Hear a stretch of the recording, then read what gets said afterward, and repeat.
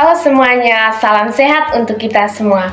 Pada video kali ini saya akan mengajak kita semua untuk mengenal salah satu parasit yang perlu kita waspadai, yaitu cacing pita atau yang kita kenal dengan Taenia solium.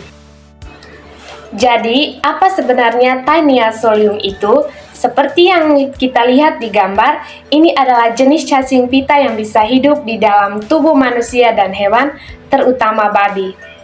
Teman-teman, kita akan membahas bagaimana cacing ini bisa masuk ke tubuh kita, bagaimana siklus hidupnya, dan yang paling penting bagaimana kita bisa melindungi diri kita dari infeksi. Apa itu Taenia solium? Jadi seperti yang teman-teman lihat di gambar ini, Taenia solium itu adalah jenis cacing pita yang bisa hidup di dalam tubuh manusia dan babi. Cacing ini memiliki bentuk pipi dan panjang seperti pipa dan bisa tumbuh hingga beberapa meter di dalam usus manusia. Cacing dewasa hidup di usus manusia, sedangkan bentuk larvanya yang disebut Cysticercus bisa membentuk kista di berbagai organ tubuh, terutama pada otot dan otak. Kalau kita makan daging babi yang tidak dimasak dengan benar, kita bisa terinfeksi cacing ini. Taenia solium ini dapat menyebabkan dua jenis penyakit.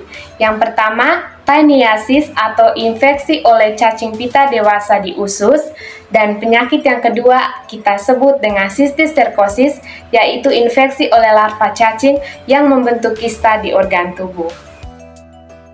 Selanjutnya, siklus hidup Taenia solium. Jadi, siklus hidup Taenia solium ini melibatkan manusia dan babi sebagai inangnya. Manusia terinfeksi dengan memakan daging babi mentah atau setengah matang yang mengandung larva atau Cysticercus. Di dalam usus manusia, larva berkembang menjadi cacing dewasa. Cacing dewasa menghasilkan telur yang keluar bersama tinja. Babi terinfeksi dengan memakan makanan atau air yang terkontaminasi telur cacing dari tinja manusia. Di dalam tubuh babi, telur menetas menjadi larva yang kemudian membentuk kista atau Cysticercus di otot. Nah, siklus ini akan terus berulang. Gejala dan dampak dari taniasis. Kadang-kadang orang yang terkena taniasis tidak merasakan apa-apa, tapi ada juga yang merasakan sakit perut, diare, mual, muntah, dan penurunan berat badan. Dalam kasus yang parah, dapat menyebabkan penyumbatan pada usus. Selanjutnya, gejala dan dampak dari Cysticercosis. Cysticercosis lebih berbahaya. Ini terjadi kalau larva yang membentuk kista di organ tubuh, terutama di otak. Kalau kista ada di otak, ini bisa menyebabkan kejang, sakit kepala parah, dan masalah saraf lainnya. Kista juga bisa tumbuh di otot, mata, dan juga organ lain. Jadi, dari penjelasan yang sebelumnya, lalu bagaimana dengan pencegahan yang dapat kita lakukan supaya tidak terkena infeksi dari Taenia solium? Jadi, cara terbaik untuk mencegah infeksi adalah dengan yang pertama, memasak daging babi sampai benar-benar matang. Pastikan tidak ada bagian yang masih merah atau mentah. Yang kedua, perlu juga kita harus menjaga kebersihan diri dan lingkungan kita, terutama kebersihan tangan. Selalu mencuci tangan dengan sabun dan air sebelum makan dan setelah dari toilet.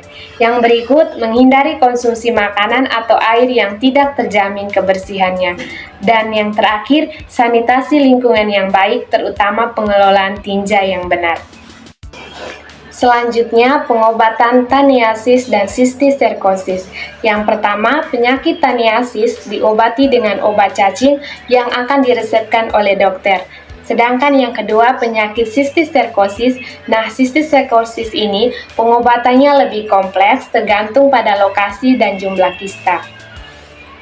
Mungkin melibatkan obat cacing, obat antiinflamasi, atau bahkan operasi. Dan kalau misalnya kisah tersebut sudah terjadi di otak, ini memerlukan penanganan khusus oleh dokter spesialis saraf. Jadi penting sekali untuk segera ke dokter kalau ada gejala-gejala yang mencurigakan. Dari materi yang sudah saya jelaskan tadi, dapat disimpulkan bahwa Taenia solium adalah parasit yang berbahaya, tetapi infeksinya dapat dicegah dengan tindakan yang sederhana. Semoga informasi ini bermanfaat dan dapat meningkatkan kesadaran kita tentang pentingnya menjaga kesehatan. Mari kita jaga kesehatan diri kita dan lingkungan kita. Dengan langkah kecil kita bisa membuat perubahan besar. Karena kesehatan kita adalah masa depan kita. Terima kasih.